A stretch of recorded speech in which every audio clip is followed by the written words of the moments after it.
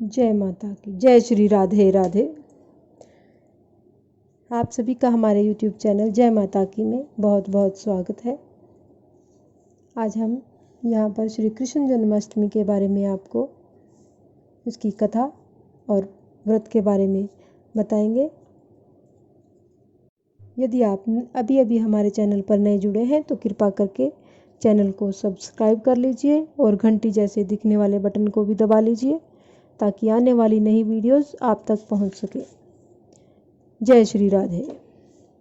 श्री कृष्ण जन्माष्टमी भाद्रपद कृष्ण पक्ष की अष्टमी को रात के 12 बजे मथुरा के राजा कंस की जेल में वासुदेव जी की पत्नी देवकी के गर्भ से 16 कलाओं से युक्त भगवान श्री कृष्ण का जन्म हुआ था।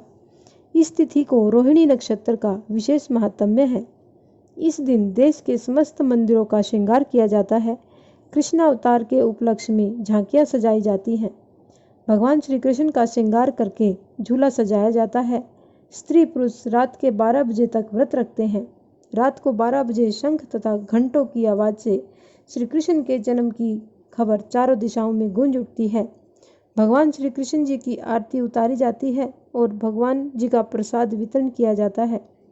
प्रसाद ग्रहण करके व्रत को खोला जाता है। अब हम करेंगे श्री कृष्ण जन्माष्टमी व्रत की कथा। द्वापर युग में पृथ्वी पर राक्षसों के अत्याचार बढ़ने लगे। पृथ्वी गाय का रूप धारण कर अपनी व्यथा सुनाने के लिए तथा अपने उद्धार के लिए ब्रह्मा जी के पास गई।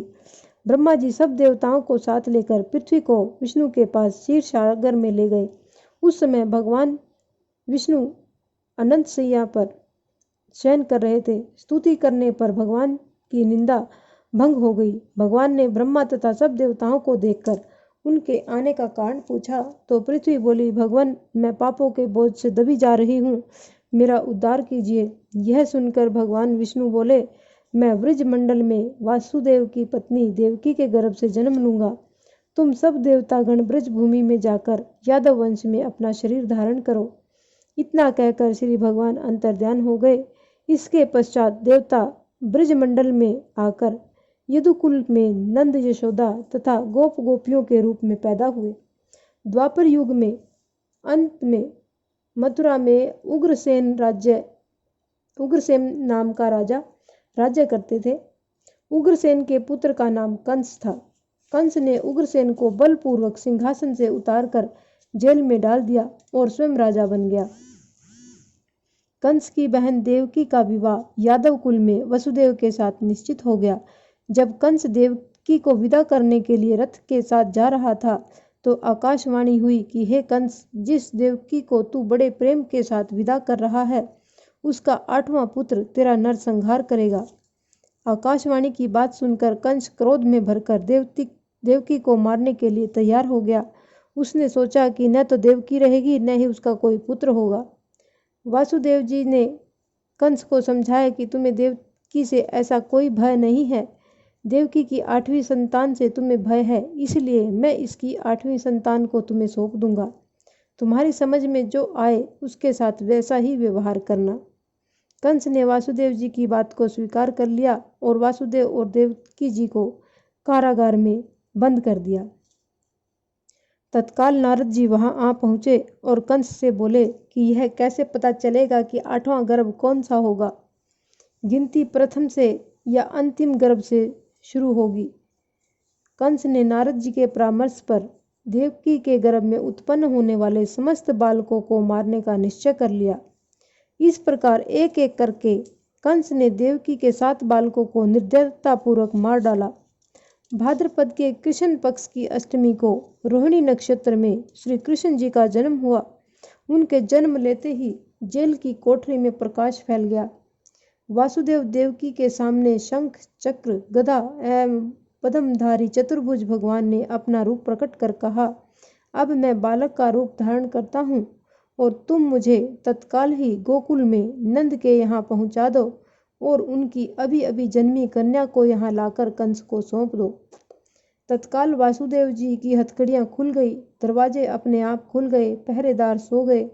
वासुदेव जी श्री कृष्ण को सूप में रखकर गोकुल को चल दिए। रास्ते में यमुना श्री कृष्ण के चरणों को स्पर्श करने के लिए आगे बढ़ी। भगवान ने अपने पैर लटका दिए।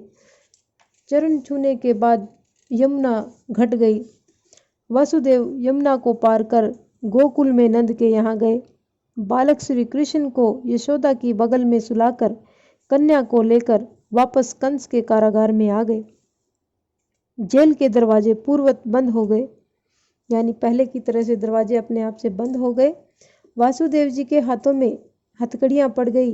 पहरेदार सब जाग गए। कन्या के रोने पर कंस को खबर दे दी गई। कंस ने कारागार में आकर कन्या को लेकर पत्थर पर पटक कर मारना चाहा, परंतु वह कंस के हाथ से छूटकर आकाश में उड़ गई और देवी का रूप धारण कर बोली, हे कंस, मुझे मारने से क्या लाभ? तेरा शत्रु तो गोकुल में पहुंच चुका है। यह दृश्य देखकर कंस हतप्रभ और व्याकुल हो गया। कंस ने श्री कृष्ण को मारने के लिए अनेक दैत्य भेजे। श्री कृष्ण ने अपनी अलौकिक माया से सारे दैत्यों को मार डाला। बड़े होने पर कंस को मारकर उग्रसेन को राजगद्दी पर बैठाया।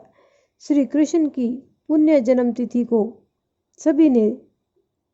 तभी से सारे देश में बड़े हर्षोल्लास के साथ मनाया जाता है। इस प्रकार ये हमारा श्री कृष्ण जन्माष्टमी का उत्सव संपूर्ण होता है। जय माता की। यदि आपको हमारा यह प्रयास अच्छा लगता है और इस प्रकार की अन्य रोचक धार्मिक कथाएं सुनने के लिए कृपया करके हमारे चैनल को लाइक करें और सब्सक्राइब करें। धन्यवाद।